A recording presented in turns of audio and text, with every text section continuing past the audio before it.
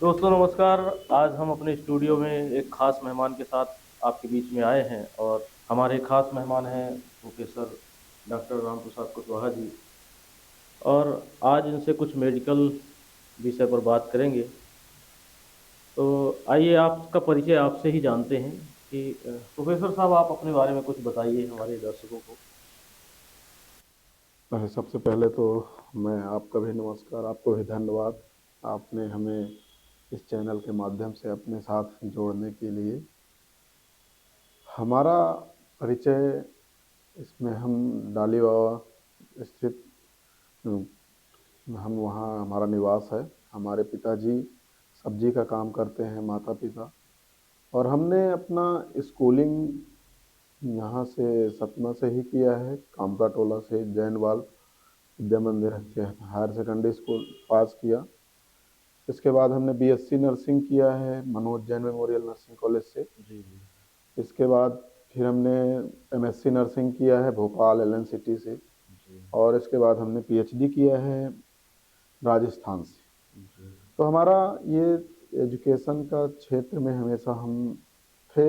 हमें जब भी हम सुनते थे लोगों के बीच में बैठते थे या हम अपने महापुरुषों के बारे में पढ़ते थे चारों तरफ, तो लोगों कहीं ना कहीं हमें एक ही चीज़ समझ में आता है कि यदि हमें आगे बढ़ना है तो शिक्षा का साथ जरूरी है। जी जी। एजुकेशन कोई ऐसी चीज कभी नहीं है कि यदि आप लेने के बाद उसको आपको नुकसान करेगा। आज नहीं तो कल आपको इसका फायदा मिलेगा। और रही बात एक इंसान में है कि आप उस एजुकेशन का सही तरह से कहाँ किस तरह से आप उसका यूज कर सकते हैं। तो जी। प्रोफेसर साहब आज आप हमारे स्टूडियो में जी। खास मेहमान हैं और हम अपने स्टूडियो के माध्यम से अपने दर्शकों के लिए आपसे कुछ जानकारी चाहेंगे। जी। आपके विषय में आपने कुछ पढ़ाई की है, जी। जो भी आपने एजुकेशन हासिल किया है उस संबंध में, और उससे हमारे दर्शकों को क्या सीख मिलती है उसके बारे में आपसे कुछ बातें करेंगे। तो प्रोफेसर साहब आप सतना के रहने वाले हैं। सतना में रहकर आपने मेडिकल शिक्षा में नर्सिंग से पीएचडी किया है। हमारे दर्शकों को उस विषय में कुछ जानकारी साझा करिए। कि हम सतना है हमारा, ये तो हम नेटिव प्लेस है, उसमें कहने की कोई हम नई बात जोड़ने की नहीं है। हमारा बर्थ ही सतना में हुआ। हमारा गांव पहले था नौगमा के पास, नौगमा। जी जी। और इसके बाद हमारा गांव है बैरहना। जी तो हमारी इतनी आर्थिक स्थिति मजबूत नहीं थी। हमारे पिताजी का भी जीवन संघर्षों से भरा था। जी। उन्होंने दिन रात मेहनत करके पढ़ाया लिखाया, उसी का नतीजा है कि आज हम कहीं न कहीं पीएचडी तक का सफ़र तय किया।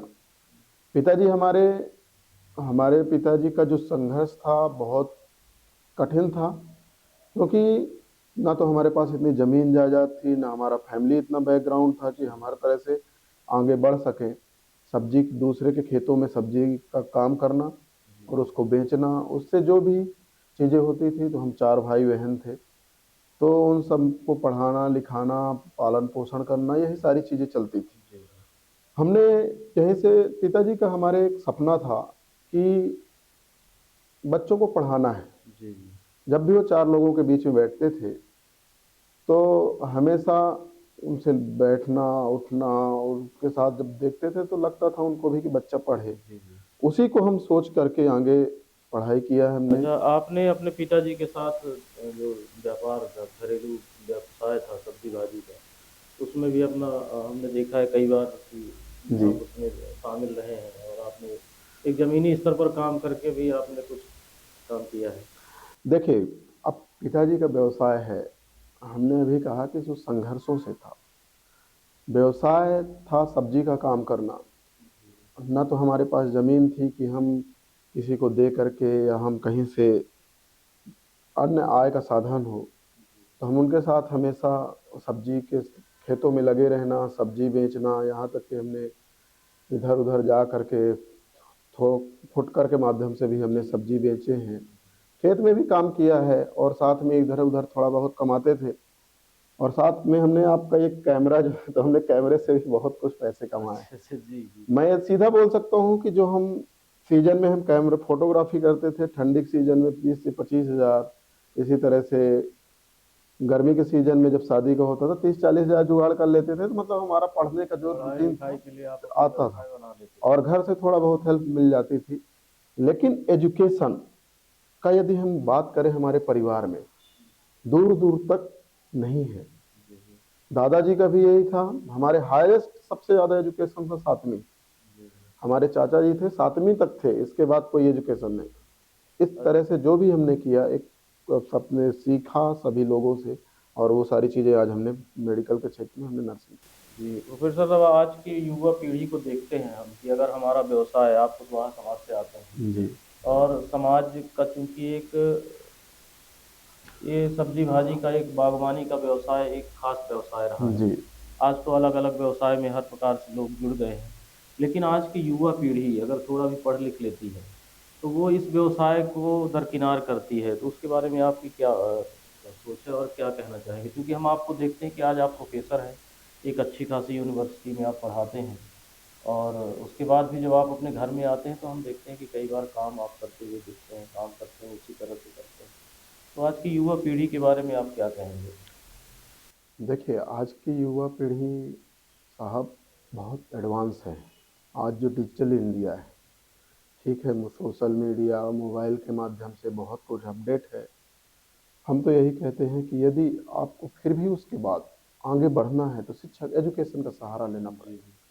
हमने जो किया है, हमने बोला हमने नर्सिंग में बीएससी नर्सिंग किया, बीएससी नर्सिंग के बाद एमएससी नर्सिंग भी किया है, जो हम कभी सपनों में नहीं सोचते थे। हम सपने में सोचते थे, लोग बोलते थे कि हम हॉस्टल की पढ़ाई किए हैं, तो हम भी सोचते थे कि जीवन में हम कभी हॉस्टल में रहेंगे, पढ़ेंगे ये चीज़ें। तो हम अपने अंदर एक करेज होना चाहिए, साहस, इंटरेस्ट, क्यूरियोसिटी, जी कि हमें जीवन में कुछ करना है। जी करोगे तब जब आप पढ़ोगे। बिल्कुल। यदि आप घर बैठे रहो, यदि आप सोचो कि हम घर में बैठे रहे और घर में बैठे बैठे हमें सारी चीजें हम मिल जाए, सारी सुख नहीं होगा।